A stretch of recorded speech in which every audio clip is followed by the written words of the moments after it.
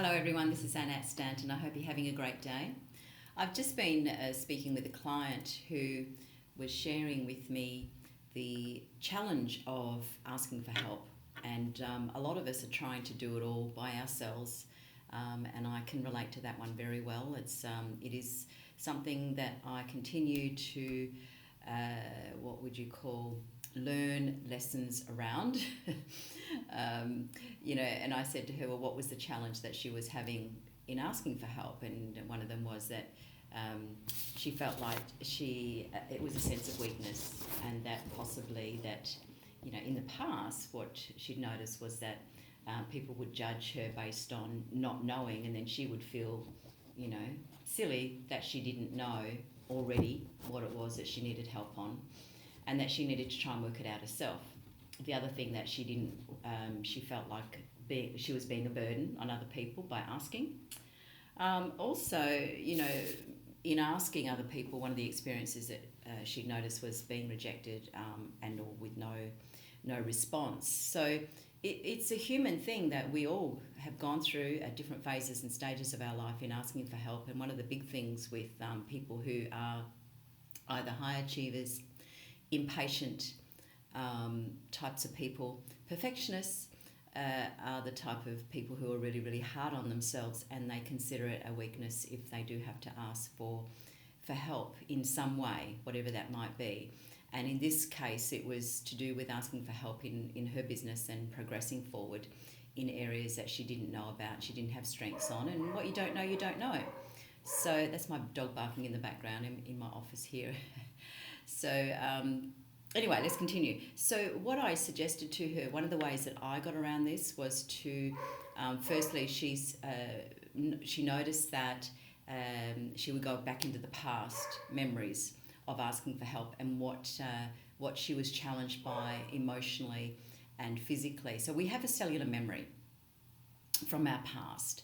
And most of the time what happens is we bring that into the present moment, and it's just natural, it just happens all naturally. So there's a cellular memory with everything. Now, one of the things that she was sharing at the start of our coaching session was the fact that she had moved forward in speaking with people, in collaborating with people, in getting support for her business, in speaking to other mentors in the franchise area that she was in, which had given her a newfound confidence and clarity in her direction. It also confirmed to her that she was on the right track already in a lot of the areas and the actions that she was taking. So one of the things with perfectionists, people who are really hard on themselves, yeah, I can relate to that. What happens is it's very hard for us to see how far we are moving forward and the actions, and acknowledging the actions that we are taking, because of our way of looking at results. We're so far ahead of ourselves a lot of the time and being hard on ourselves, and most of the times we're beating ourselves up trying to move forward, get results, and not enjoying the journey. So I've learnt that lesson the hard way, so now I choose to enjoy the journey.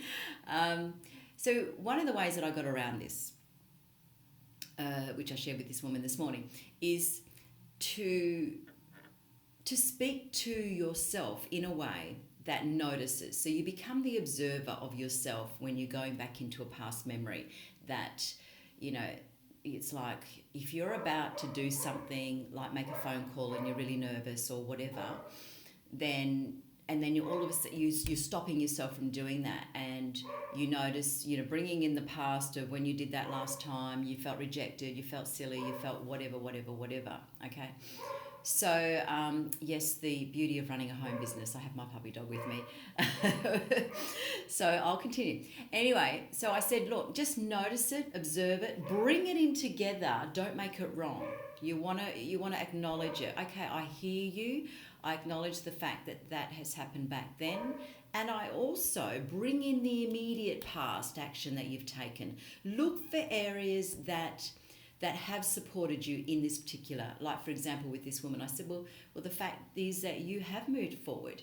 You are collaborating with people. You are out there networking. You are asking for help in areas of your business that you're uncertain around. That's normal, right? So she was looking at that, but then taking herself further back in regard to the solid past memory. I hope this is making sense. So, in other words, you're going to have cellular memory that is so solid inside your body, and your mind can sabotage your own success. You need to look for evidence in the immediate past, whether it's the day, the week, the month. What is it that you have done in that particular area, or another area that looks different, that looks different but the same, where you've stepped out and you have received some form of support, whatever the subject might be, okay? And pat yourself on the back and go, yeah, so I've made that change. Now, the problem is with perfectionists, high achievers, we want to get there and yesterday. Oh, well, what's that little step going to do? Yeah? We haven't arrived yet. As we were reflecting on the goals and we were going through those particular goals because she was uncertain about, have I achieved those goals? Well, I haven't achieved that one, I haven't achieved that one. Oh, got that one. But, I said, hang on, let's look at that. Let's look at the statistics on that. Let's look at, what are the facts and figures on that? What are the emotional changes that you've made as well, right? So in other words, what we're doing most of the time is focusing on the results that we haven't got and not really coming from inside out with all the senses of what has shifted from inside out. And a lot of the times, no, not a lot of the times, what you'll notice all the time is if you're focusing on results from outside in, then it's going to make it a harder journey to attract what it is that you want to bring into your business, your personal life, whatever the case might be. If you are being a witness to and acknowledging the steps you are taking, no matter what the result, don't look at the result, just acknowledge the step and do it, whatever the step is that you choose to take. Have it be the fulfillment and the joy of, this is the step that I'm loving right now. This is what I'm doing right now. If it's something you don't like, then don't do it. Okay, it's not going to, or you wait until you're in an energy space, because if you're responsible for that step, especially running a business, there are certain areas in your business that you might not have a strength around. You either get someone else to do that, or you learn, and that's where you have to be patient in your learning, depending on, your cash flow and so forth, where you're at. Okay, so we've all been down that path. I certainly have been, my husband has been, and all the people that I've worked with. We continue to go down those paths. The key is to be really patient with yourself, to become your own best friend, to look at the areas that you are making shifts on, to notice the energy and the emotion and the mindset, so that the belief changes, the cellular memory changes, bit by bit by bit by bit by bit, and that becomes your new norm, not the saboteur from the past. Okay, the fears of what it is. And half the time we don't even know what we're doing, because we're just in automatic. We're worrying about money, worrying about clients, worrying about where the next whatever's going to come, right?